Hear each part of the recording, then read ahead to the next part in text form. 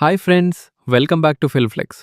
ఈ వీడియోలో నేను చెప్తాను, ఈ సినిమా ఎవరికి కనెక్ట్ అవుతుంది, ఎవరికీ కాదు. క్లైమాక్స్‌లో అసలు మెసేజ్ ఏంటి? Theatre versus OTT experience difference ఏంటి? వన్ టైమ్ వాచ్ అనడానికి అసలు రీజన్ ఏంటి? ఈ చివరి 2 నిమిషాలు మిస్ అయితే ఈ సినిమా మీద మీ ఒపీనియన్ ఇంకంప్లీట్ అవుతుంది. సో వీడియో స్కిప్ చేయకండి. ఎండ్ వరకు చూడండి. ఇది రొటీన్ మూవీ రివ్యూ కాదు. ఎందుకంటే సైక్ సిద్ధార్థ నన్ను థియేటర్‌లో కూర్చోబెట్టి కాదు, నా మైండ్‌లో కూర్చోబెట్టిన సినిమా. సినిమా మొదలైన 10 నిమిషాలకే ఒక డౌట్ స్టార్ట్ అవుతుంది. ఇది సైకో కథా?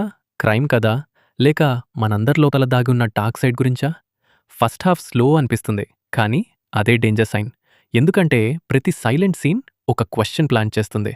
ఇంటర్వాల్ పడేసరికి ఇక్కడ ఏదో ఉంది అనే ఫీలింగ్ బలంగా స్టార్ట్ అవుతుంది. సెకండ్ హాఫ్లో టవిస్ట్స్ లౌడ్గా రావు, కానీ క్వైట్లీ షాక్ ఇస్తాయి. Hero expressions, silence, background score అన్నీ కలిసి ఒక ఈజీ మూడ్ క్రియేట్ చేస్తాయి. ఇది మాస్ సినిమా కాదు, విజిల్స్ కోసం కాదు, మైండ్ వర్క్ చేసే సినిమా. ఇప్పుడు నా కంప్లీట్ ఫస్ట్ హ్యాండ్ రివ్యూకొస్తే, సైక్ సిద్ధార్థ ఒక slow burn psychological thriller.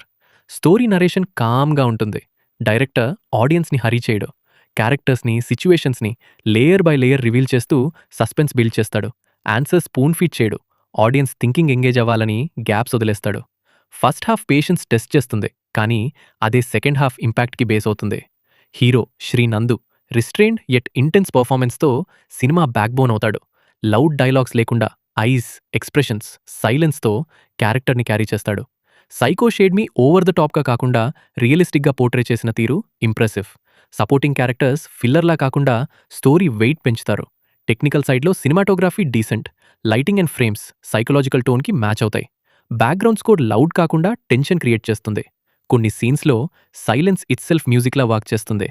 Editing ఇంకొంచెం క్రిస్ప్గా ఉంటే పేసింగ్ ఇంకా టైట్ అయ్యేది, కానీ ఓవరాల్ ఫ్లో బ్రేక్ అవ్వదు. క్లైమాక్స్ లౌడ్ షాక్ కాదు, సైలెంట్ ఇంపాక్ట్. కొందరికి డీప్గా కనెక్ట్ అవుతుంది, కొందరికి అండర్వెల్మింగ్ అనిపించొచ్చు. Final verdict straight.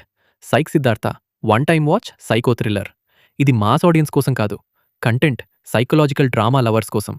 థియేటర్ కంటే కామ్ మైండ్తో ఓటీటీలో చూస్తే ఇంకా బెటర్ కనెక్ట్ అవుతుంది.